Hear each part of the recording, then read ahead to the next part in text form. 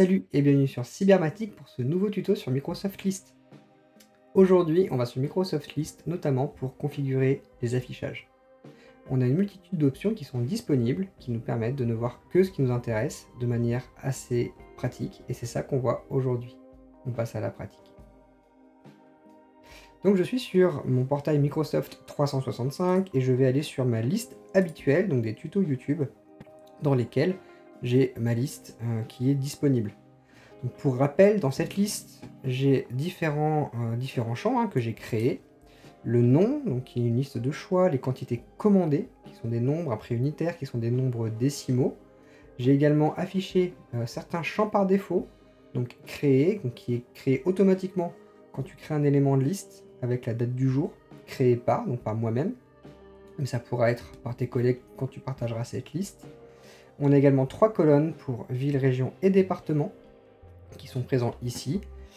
Là, on a une colonne avec les personnes. Donc là, il y en a deux. Il y a Contact Cybermatic et Dimitri Gouimbeau. Donc il n'y a que 2 personnes dans cette organisation.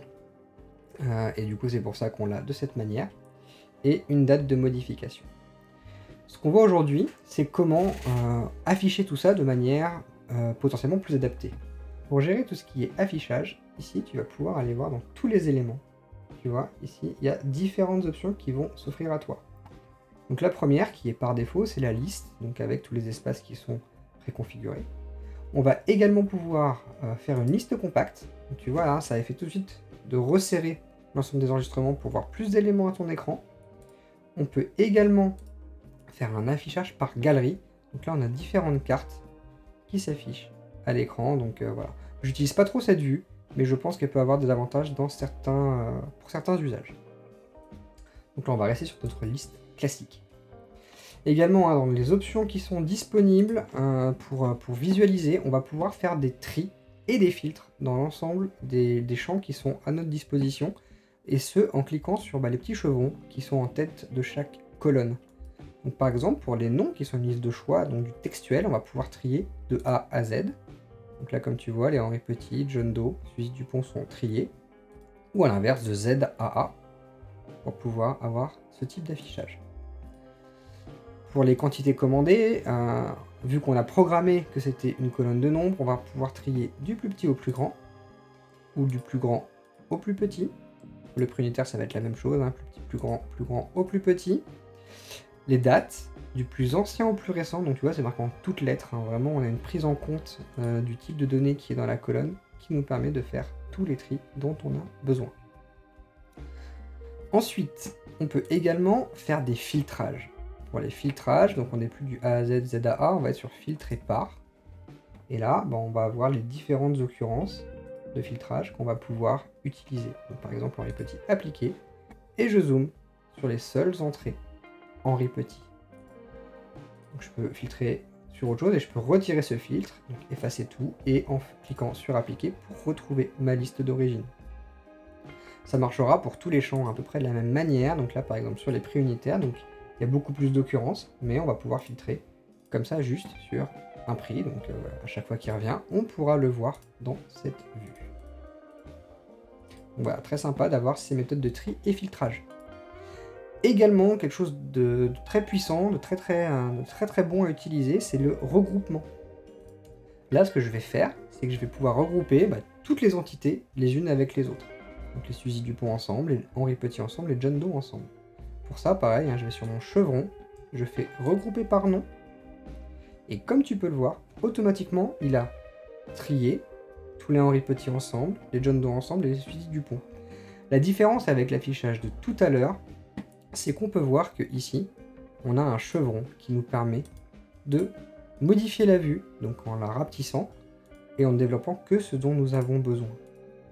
Et si jamais tu cliques sur le nom de la personne, tu extrais directement toutes les entités qui sont liées à ce regroupement. Et là, pour revenir en arrière, tu recliques sur ton tuto YouTube. Donc voilà, graphiquement, tu as tous ces outils qui te permettent déjà de modifier l'affichage pour avoir quelque chose de plus sympa. Une fois que tu as créé l'affichage dont tu avais envie, tu vas vouloir l'enregistrer pour pouvoir le retrouver facilement et pas toujours le configurer.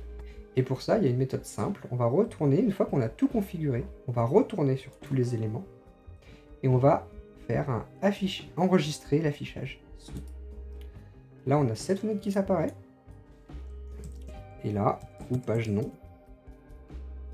Je vais pouvoir dire si c'est un affichage public. Si jamais tu veux que tous tes collègues puissent avoir accès à cet affichage, il faut laisser cette case comme elle est là. Ou alors, si jamais c'est qu'un affichage pour toi, il faudra le décocher pour que tes collègues ne tombent pas dessus. Là, j'enregistre. Donc là, on a un petit bug sur la partie regroupement. C'est pas grave, du coup, ça nous permet de voir comment le modifier. Donc tu vois là, il était en carte par défaut. Là, je le remets en liste. Et là, je vais refaire la même opération. Enregistrer l'affichage sous, groupage non. Et là, voilà, on a quelque chose qui est bien enregistré. Et en fait, l'avantage de les enregistrer, hein, c'est vu, c'est que tu vas pouvoir, en un seul clic, aller de tous les éléments au groupage par nom, juste là, dans cette barre latérale. Donc vraiment, vraiment très puissant. Donc voilà, ça c'est tout ce qui est dispo sur l'interface graphique. Maintenant, je vais quand même te montrer deux autres options qui sont un peu plus avancées, mais qui sont très utiles.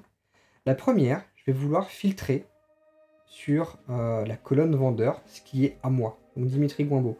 Sur Microsoft 365, là, je suis logué en tant que Dimitri Goimbaud. Et je vais vouloir que dans cette liste, dans la colonne vendeur qui est ici, il n'y ait que mes actions qui apparaissent.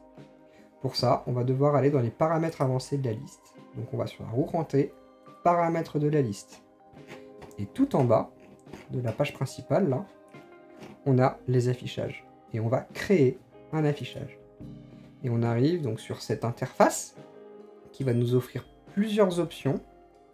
Le premier étant l'affichage standard, le deuxième étant l'affichage calendrier, le troisième le mode feuille et le quatrième l'affichage Gantt. Donc là pour l'exemple, nous on va utiliser un affichage standard, mais n'hésite pas à aller voir ce qu'offrent les autres possibilités. Donc en affichage standard, on arrive sur cette interface. Donc on va pouvoir comme ça configurer l'ensemble de notre fenêtre. Nom de l'affichage, mes actions, mes ventes plutôt, mes ventes. Est-ce qu'on le définit comme affichage par défaut? Donc ça, si on veut, on peut le faire directement. Donc là, on va pas le mettre. Là, on peut directement cocher les colonnes que nous voulons voir apparaître dans la liste. Comme tu peux le voir, il y en a une multitude qui sont créées de manière automatique, que d'ailleurs tu n'as pas accès en vision du premier coup, mais voilà, ça peut être utile dans certaines conditions d'y avoir accès. En tout cas, voilà, moi j'affiche celle qui m'intéresse. Et en bas, on arrive alors sur des options de tri et de filtrage. La plupart des choses qui sont ici sont directement accessibles dans l'interface graphique que je t'ai montré juste avant, donc ça ne vaudra pas forcément le coup de passer par cette interface. Par contre, il y a deux cas dans lesquels c'est très sympa d'avoir accès à ces données avancées. Ça va être pour afficher mes éléments et pour faire un filtrage sur la date du jour. Là, comme tu peux le voir, il y a tout un texte sur la partie filtrage qui est affiché.